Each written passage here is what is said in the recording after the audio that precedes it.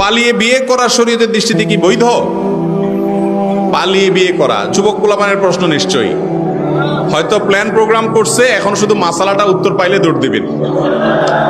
দেখেন, ভালো করে শুনে রাখেন, বিয়ে কি ভালো কাজ না খারাপ কাজ? খারাপ কাজ? ভালো কাজ। তো ভালো কাজ কি মানুষ চোরের মতো পলায় পলায় করে? চোর চুরি করতে না পলায় করে? আপনি কি চুরি করতে যাচ্ছেন? তাহলে বাঘের বাচ্চার মতো মুখ ফুলাইয়া প্রকাশ্যে ঘোষণা দিয়ে করবেন। হাদিসে আসছে আলিনু হাদান নিকাহ, বিবাহকে তোমরা প্রকাশ করো, জানান দিয়ে করো, ঘোষণা দিয়ে করো। এটা লুকায়া করার জিনিস না। যুবক ভাইয়েরা, ঘোষণা দিয়ে তো করতে পারবেন না, কারণ উত্তম মধ্যম পড়বে, বাপ মারা ধুইয়া একা একা সারতেছেন, সেই জন্য পালানোর ধান্দা করতেছেন। আমার কথা শুনেন, বিয়ে জীবনে একবার করবেন, পালায়া টালায়া করবেন।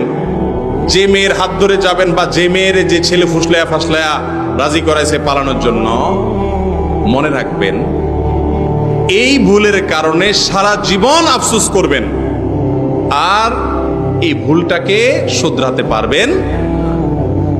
কারণ কি? বিয়ে সময় মা বাবা, ভাই বোন, আত্মীয় স্বজন, এলাকাবাসী মিলে যে আনন্দ হবে, এই আনন্দ ওই পালায়া পালায়া চুরি করে বিয়ে করেন না কোনোদিন পায় না। অন্যদের খুশির ছোটে বিয়ে হবে, আনন্দ হবে, এগুলো দেখে দেখে পরে আফসোস করবেন, হায় রে আমার কপালে কি হলো, অমুকের কথা ফুসলানের চোটে তার হাত ধরে পলাই গেছে। এরপর দৌড়ের উপরে থাকবেন। খবরদার, অভিভাবক এবং মুরব্বীদেরকে সম্মত করে বিয়ে করবেন। বিবাহ বহির্ভূত সম্পর্ক করে এরপরে হাত ধরাধরি করে পালাপালি করবেন, এই সমস্ত নাটক করবেন না। এটা চোরের খাসলত। আপনি কি চুরি করতে আসছেন? কেন এই কাজ করবেন? অতএব পালাপালি করে বিয়ে করবেন না, এটা উচিত নয়। বিয়ে করবেন অভিভাবকদের সাথে নিয়ে। মুশকিল হলো কি জানেন, বিয়ের আগে ইবলিস আছে না, ইবলিস যুবকদের মাথায় ঢুকায় যেই মেয়ের সাথে তোমার হারাম রিলেশন হয়ে গেছে, এইটা ছাড়া পৃথিবীতে অন্য কোনো মেয়ের সাথে বিয়ে হলে তোমার পুরো লাইফটাই মিস হয়ে যাবে। একই কথা মেয়ের কাছে ইবলিস যায়, কয়েকশো ইবলিস হয়তো লেগে যায়, যায় বুঝায় এই ছেলে, এটার সাথে তোমার প্রেম হয়েছে, অবৈধ সম্পর্ক হয়েছে, হারাম রিলেশন হয়েছে, ওর সাথে যদি বিয়ে না হয় তোমার মা বাপ তো দিবে না হাবভাবে মনে হচ্ছে। তাহলে যদি এখন পালায়া না যাও, দোনোজন বিয়েটা করে না ফেলাও, তাহলে তোমার পুরো জীবনে মিশা হয়ে যাবে। এরপরে দেখা যায় 2 বছর, 4 বছর, 6 বছর, কারণ আসামি সব তো আমাদের কাছে আসে এক সময়। 2-4 বছর পরে যখন ঘোর কেটে যায়, তখন আইসা বলে, হুজুর ওর হাত ধরে পালাইছিলাম সুখের আশা, এখন 2-4 বছর পাওয়ার পরে দেখি যে ওর চেহারা পাল্টে গেছে, তো অমানুষ। আমার অফিসে গত কিছুদিন আগে এক ভদ্র মহিলা আসছে, তার ঘটনা শুনে চোখ ছলছল করে আসছে আমার। ভদ্রমহিলা বললেন যে হুজুর 14 বছর বয়সে তার সাথে রিলেশন করেছি, হারাম সম্পর্ক করেছি, 35 বছর এখন চলছে, সেই থেকে বিয়ে শাদী করে এতদিন চলছি, এখন সে অন্য মেয়ের সাথে সম্পর্ক করে বিয়ে করে সুখে আছে, আমাকে আর মানুষও মনে করছে না। এদিকে আমার বাপ মা 14 গোষ্ঠীও হারাইছি, তাকেও হারাইছি। আমরা একটা বুলি সবাই মুখস্থ করে রাখছি, হারামে আরাম আছে, হারামে আরাম নাই। কিন্তু এটা শুধু মুখের বুলি, কাজের সময় সবাই হারামের পথেই দৌড়াই।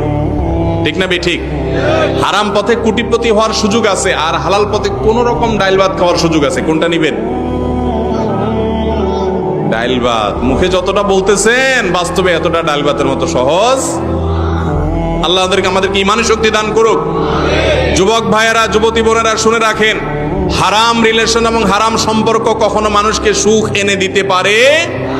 এইসব সম্পর্কগুলো ভালো থাকে না। আমি একটা কথা প্রায় বলি, ভাই, অবৈধ এবং প্রেম ভালোবাসা, তথাকথিত বিবাহ বহির্ভূত প্রেম ভালোবাসার শিক্ষক কারা? নাটক সিনেমার যারা অভিনয় করে, অ্যাক্টর টেক্টর আছে এরা, তাই না?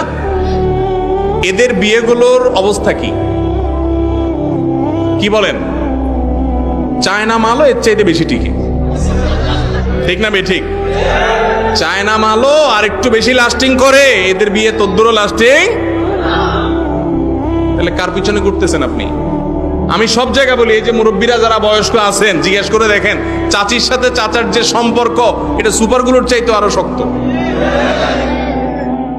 চাচা চাচির ছাড়া, চাচি চাচার ছাড়া বাঁচে না।